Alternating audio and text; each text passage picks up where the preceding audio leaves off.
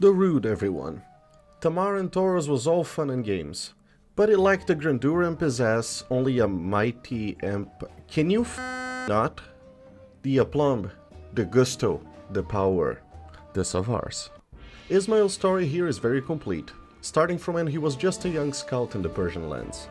A young scout hunted by the evil enemy with a hard name to pronounce. Our first task is bringing young Ismail to Erzincan, a simple but not easy by any means task. Thankfully we can just run past him as the Age of Empires patrol makes them give up on the chase fairly quickly.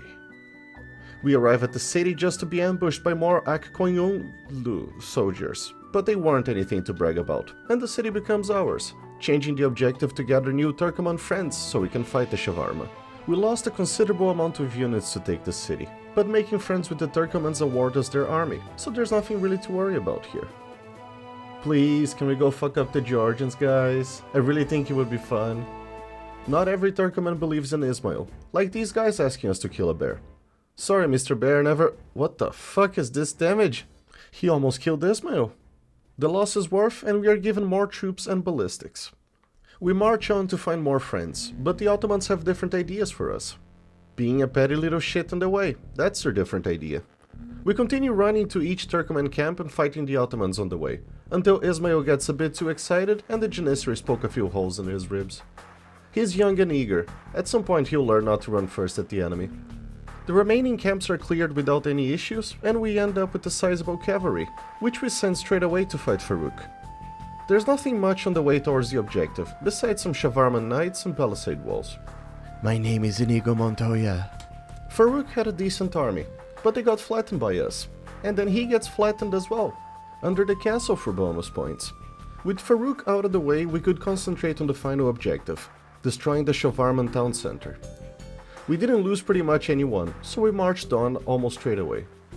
Their army was pretty decent, but we run past everyone, sneaking in when some nice fella opens the gate for us and start beating the town center with great fury. Well, after a little stop to mitigate the damage his army does. But it's not enough, and the entire army is annihilated. To salt the wound, the Armenians decide to raid us. Why? I haven't even done anything to them. They are not repairing the town center, so we scrape together another band of knights and get a move on to finish the job. But this time no one comes straight away to let us in, and we are forced to fight until someone does. The synchronized sorting starts against the town center, but it's still not enough to topple it. 169 HP left. We were so close. But Ismail was not ready to give up yet. Another raiding party rushes in, and out of luck manages to squeeze in just long enough to finish off the town center. The shawarma threat was neutralized, but the knights stayed to make sure no survivors were found. Aw, how wholesome. Can't wait for the next adventures. And as the villagers get trampled, the scenario ends, in 40 minutes and 44 seconds. Word of Ismail's victory resonated throughout Persia, but he was about to make the region shake even further. Tabriz was ripe for the taking, and the Akkoyunlu still hadn't bowed down to his majesty. And this time, Ismail was not alone. Another town center was ordered, and orders were given to the Kizilbash straight away. They would focus on the Akkoyunlu, while Ismail prepared to take down Tabriz. The start was nothing to brag about, but a castle was ordered within the first 10 minutes, and Kizilbash was not hoping to disappoint today. Even with the enemies just roaming free in his lands, the wind seemed to be in Ismail's favor. But Tabriz would never allow that without putting up a fight. Ismail gathered all troops he could muster and sent to aid his friends down south. The fight is heavy on both sides, but in the end Tabriz elephants succumbed to the vastly superior knight line. Rumors spread that 20 of Ismail's soldiers could force Tabriz to resign, so a plan was set. Okay, it's hard to not take this sentence the wrong way. Ismail needed as many knights to run inside Tabriz as possible, but Akkoyunlu would never let that happen without causing trouble, and they went straight for the jugular, raiding Ismail's main source of income. A huge fight breaks out just outside city borders, but with the help of Kizilbash, Ismail prevails. That is not a market, this one is. With the threat neutralized, the focus changed back to expanding the army, and haste was paramount. With not much of an introduction, the Georgians decide to offer us a deal, a relic in exchange for peace. Fuck that, I'm not gonna bother helping them when they keep harassing me. Tabriz grew more daring by the minute, raiding gold mines around the countryside, and despite Ismail working hard to mitigate it, 2/3 of the camp gets destroyed. His Majesty could not let this barbaric aggression go unpunished, and sent the orders to start the operation. Operation Garlic Sauce was a go, a full platoon of knights on the dangerous quest of sneaking into the fortified city of Tabriz, the heart of the Silk Road, ignoring any enemy resistance coming their way, be it elephant or infantry, to destroy the flimsy wooden walls of the inner city. Just to plant Ismail's flagellated army on top of the hill, to raise the Persian flag higher than any other the city has ever seen. With the city under Persian control, the empire's economy flourished, and so did the army, as Tabriz garrison pledged allegiance to Ismail. Nothing could stop him anymore, and Akoyunlu was about to find out the true meaning of pain. His Majesty didn't waste time, and to take advantage of the momentum, sent his whole army to deal with the Cuman pest out west. The newly acquired elephants caused mayhem wherever they went, toppling every building on their way, much to Akoyunlu's desperation. War crime time, yes! Amidst all that destruction, Akoyunlu had their castle as a final bastion of hope. But Ismail was inevitable. The fire in Ismail's eyes guided his cavalry to completely obliterate Akoyunlu, a now small footnote in Middle Eastern's history. Hehe, bumbling imbeciles. Nothing can stop Ismail, not even the bumbling imbeciles, in 43 minutes and 7 seconds. Alright, enough with the History Channel crap. It took me 4 hours to come up with that, and I don't think Ismail has any patience left for it. Apparently we didn't turn Akoyunlu into a footrest yet, and we are tasked with capturing 2 more of their cities. Did you guys see that? Instead of using the same sheep, I killed another one. No, I'm not doing poetry again, I don't hate myself that much. Now we build a town center on the hill as a crutch, and pay our allies as such. Since we still have our Kizilbash buddies, we send them towards green and take up Middle Eastern's fan favorite for ourselves, torching Baghdad. Operation Savar Storm. Or is that too soon? Our buddies are not wasting time again. How awesome have the allies been in this DLC, huh? I should probably hurry to catch up to them. No one liked that, and they come by land and by sea to try and stop me. Gold Lover Housing Complex, a beautiful development overseeing the golden city of Baghdad. Let's see our enemies try something funny against 2 castles here. 2 citadel castles here. I'm shaking in excitement to try out this one. Ugh, I hate the sound of expired farms. It's been triggering me since the game came out. Oh goddammit, we're having a bit of a lumber crisis here. I hope Citadels is worth the giant hole in my efficiency. Speaking of efficiency, look at this horrifying 3 line I can't fix. If only there was a way to trade resources. I'm keeping the second lumber mill as a monument to waste. At least now our castles are an absolute menace, and so is our cavalry. Soon Persia will pay a dear price. We raised a beast of an army in a very short time, and marched on to clear the market up north. The market is protected by Janissaries, and even though they hurt, the outpost is cleared with just 1 loss, and we're now allowed to trade with Kizilbash. It takes so long to train the trade carts. Are they going for a 3-year diploma to pull the goddamn cart? I bet they're just getting drunk instead of studying. Anyways, I want to feel safe and build another castle on the choke point. With the army ready, we march on to start the Persian liberation, but stumble upon Akoyunlu's cute little army on the way, and crush it mercilessly. We continue marching on, just casually walking inside Akoyunlu's city and deleting their town center in 4 hits. We then move to the castle on the hill and delete that as well for good measure. Ooh, someone has been taking notes from our favorite savages.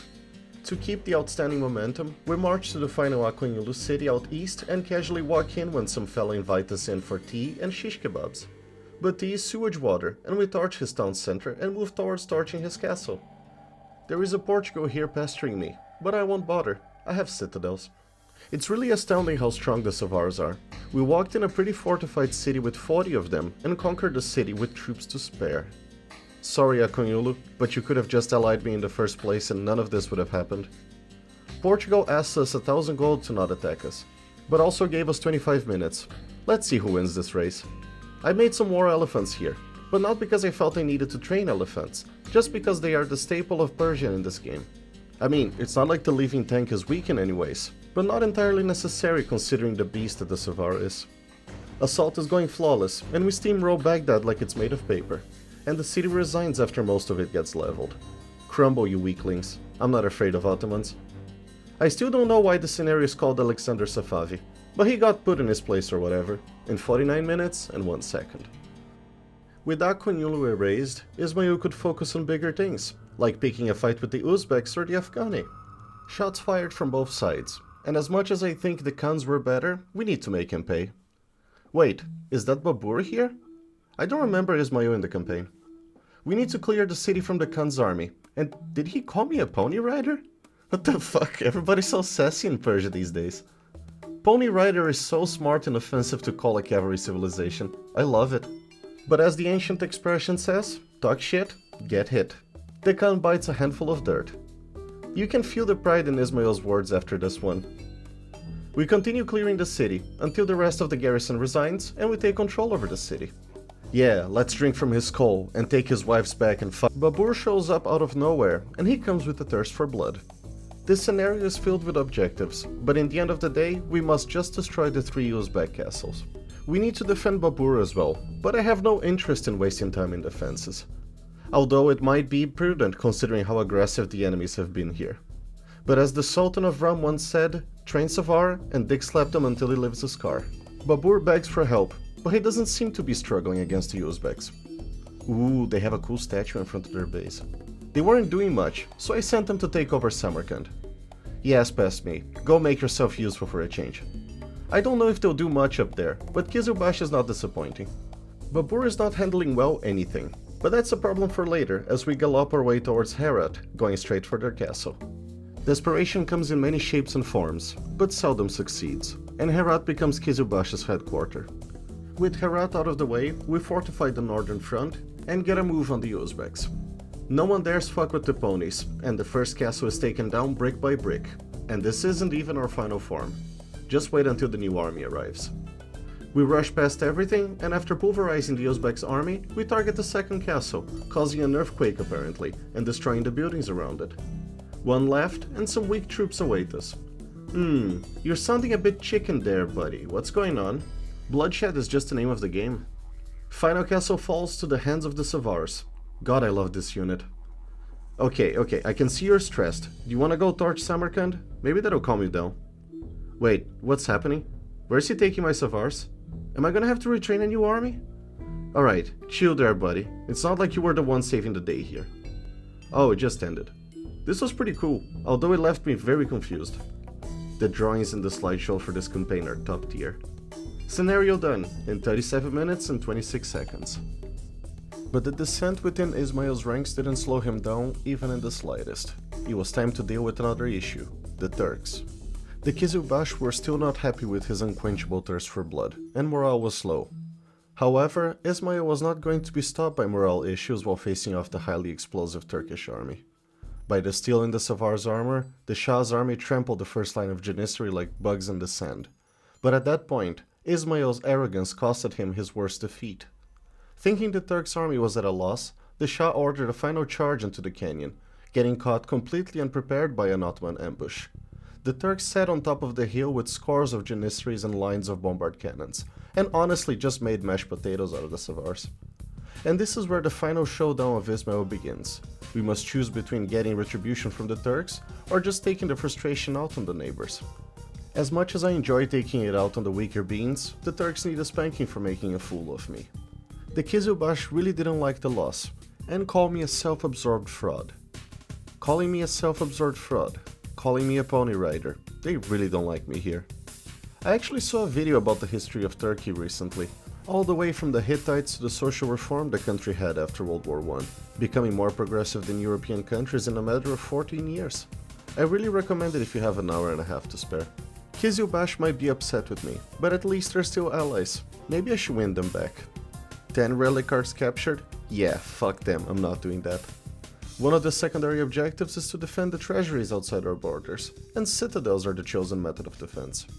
10 minutes in, and our Georgian buddies decide to come say hi, and get poked by the castle like a wet biscuit. Sadly, that gave the Shirvan fun ideas, and they also come by boat. Why? It's weird to have to explore my own allies' land, but at least I have markets, so we shouldn't struggle with gold here. Damn it, even the Armenians are coming here to pester me. I need another castle. And citadels. Let's see them walk into my reign of lead and gunpowder. And we start with the trade early on. I feel I need all the Savars in the world.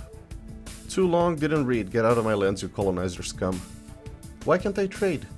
Do I have to capture relic cards to be able to trade with them? Fine.